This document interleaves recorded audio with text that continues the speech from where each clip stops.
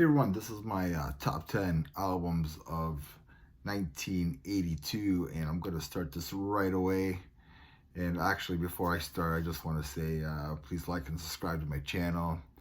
I want to try and hit 200 by the end of the year, just a personal goal. So let's get this started.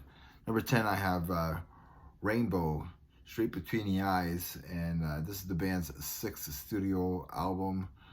Ritchie Blackmore and company, they wrote a pretty solid hard rock album here. I really dig the vocals by Joe Lynn Turner. I just thought he was a really good vocalist, and he just sounded amazing on this album. It's actually my first time listening to this album. A song that I really liked on here was Death Valley Driver, which is a killer track. Number 9, I have Anvil, Metal on Metal. Yeah, these guys are from Toronto, Ontario. They released their second studio album. The songs that I liked on here are the title track, March of the Crabs, Jackhammer, and Tag Team. Pretty cool songs. Anyways, let's go to number 8. I have Kiss, Creatures of the Night. This is their heaviest album. It's a really good album. I liked it. It's my first time listening to it as well. I really enjoyed the title track and Rockin' and Rollin' Hell. Pretty cool song. Anyways, let's go to number 7. I have Diamond Head, Borrowed Time. This band is from the UK. They're made famous by Metallica covering one of their songs called Am I Evil? And this is their second studio album. And actually, it really kicks ass. I really like this album. Again, it's my first time listening to this album. In the Heat of the Night, To Heaven, From Hell, and Am I Evil, just killer tracks on this album. Number 6, I have Rush, Signals. This, Canada's Rush released their 9th studio album. They used a lot of synth and electronics on here. The album did chart number 1 in Canada, number 3 in the UK, and number 10 in the US. Songs that I liked on here is Subdivisions and New World Man.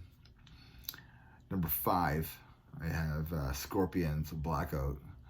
This is the band's 8th studio album on Rolling Stone. This album is ranked 73rd on their list of the 100 greatest albums of all time. This was in 2017. No One Like You is a classic song, and then China White is another amazing song on here. Number 4, I have Venom, Black Metal. You can really hear the punk energy and also the Motorhead vibe on this album. This is the band's second studio album, and I mean, yeah, you can see where Slayer got their influence from Show No Mercy. You can really hear that and kind of compare the two albums there. Killer tracks on here is Sacrifice, Black Metal, Leave Me in Hell, and Countless Battery. Yeah, just awesome album. Number 3, I have Motorhead, Iron Fist. I mean, this album just rocks. This is the band's 5th studio album on Bronze Records. The classic lineup with the Three Amigos, with Lemmy, Fast Eddie, and Filthy Animal. Killer tracks on here are Iron Fist, Go to Hell, Loser, so on. This whole album just rocks. Go smoke your cigarettes, go to a bar, get in a fight with somebody. That's what this album's all about. Number 2, I have Judas Priest, Screaming for Vengeance. This is their 8th studio album.